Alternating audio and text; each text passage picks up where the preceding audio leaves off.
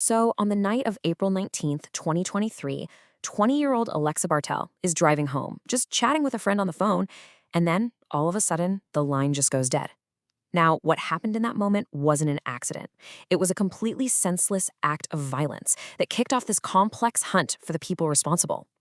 In this explainer, we're going to walk through the investigation, how they pieced together the events of that night, and how they ultimately brought a measure of justice.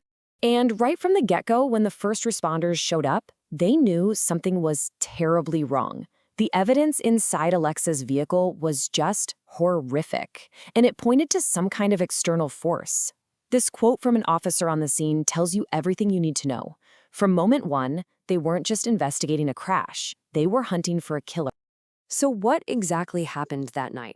Well, before Alexa Bartel was killed, a trio of teenagers had already started a crime spree, turning a dark stretch of road into, really, a corridor of terror for multiple innocent drivers. Just look at this timeline. It shows you the sheer speed and the terrifying randomness of it all. In just 40 minutes, 7 different cars were targeted. This wasn't some one-off prank that went bad. No, this was a rapid, escalating series of assaults. It's like these teens were actively hunting for vehicles, and it all culminated in that final, fatal attack on Alexa Bartel's car. This quote, it's just chilling. It's from another driver who was hit that night, and it really puts the danger into stark perspective. For several other people out there, the difference between life and death was a matter of inches. It shows you that while Alexa was tragically the only fatality, this was really a mass attack with deadly potential for every single person on that road. And this number, that was Alexa's age, just 20 years old. A life full of potential, just tragically cut short. So, in the face of this tragedy, law enforcement launched a massive investigation. I mean, they had a homicide on their hands, multiple traumatized victims. The pressure was immense. But in those crucial early days, they were basically chasing a ghost, working off fragmented information from these dark, chaotic scenes. For 4 critical days, the entire investigation was heading in the wrong direction. Eyewitnesses who were reeling from the shock of being attacked, they gave police the best descriptions they could. But those descriptions, well, they inadvertently led them down a complete dead end.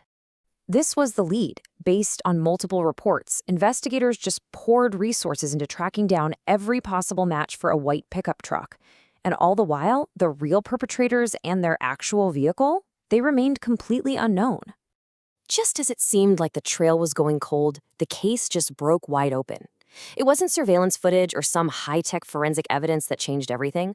Nope, it was a person who decided they just could not stay silent any longer. Someone who was actually with the suspects at the beginning of the night, he just couldn't live with what he knew. He had seen that the police were looking for the wrong vehicle, and he came forward. That single decision completely altered the entire course of the investigation.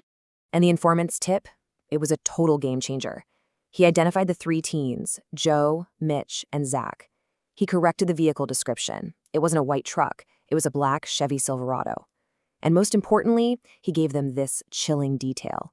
He had watched them load heavy landscaping rocks into the truck. And that's when he knew something terrible was about to happen and demanded to be taken home. So now, with the right names and the right vehicle, police moved in, arresting all 3 suspects at the same time. But when they got them into interrogation rooms, they were met with this tangled mess of finger-pointing and denial. Their stories started to fall apart almost immediately. Zach Kwok instantly deflected, blaming the driver, Joseph Koenig. But at the same time, Mitch Karolchik was pointing the finger directly at Zach, claiming the whole thing was his idea, and that he was the main one throwing the rocks. Their inability to even keep their lies straight pretty much told investigators they had the right people. And then came this. When they pressed him for a motive, for any reason behind this night of terror, Mitch Karolchik offered this chillingly simple explanation. The devastating consequences, the loss of a life, it all boiled down to them being stupid and bored. So the initial interrogations were a mess of lies.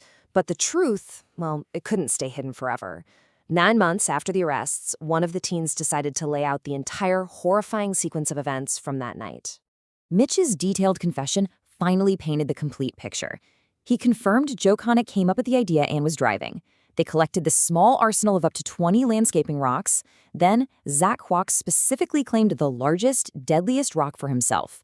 He told Joe to accelerate to nearly 80 miles per hour before he hurled it at a Lexus car.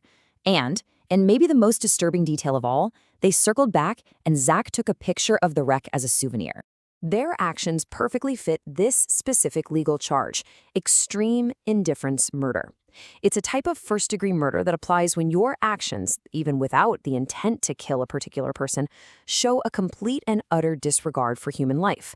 Throwing huge rocks at cars on a highway is the textbook definition, an act so inherently dangerous that the law can treat it with the same severity as a premeditated killing. So, with the full story finally revealed through confessions and evidence, the case moved to the courtroom, where each of these three young men would finally have to face the consequences of their actions. The final sentences really reflected each person's role in the crime. Joseph Koenig, the driver and instigator, was convicted of first-degree murder and got a life sentence. Mitch Karlchik, whose confession was so key to the case, he pleaded guilty to second-degree murder and was sentenced to 45 years. And Zachary Kwok, the one who threw the fatal rock, pleaded guilty to first-degree assault and received 32 years in prison. So while the legal case is closed, it leaves us with this deeply unsettling question. The explanation they gave was being stupid and bored, but their actions showed this chilling lack of empathy. It really forces us to ask, at what point does a reckless thrill cross the line into a complete disregard for the value of a human life?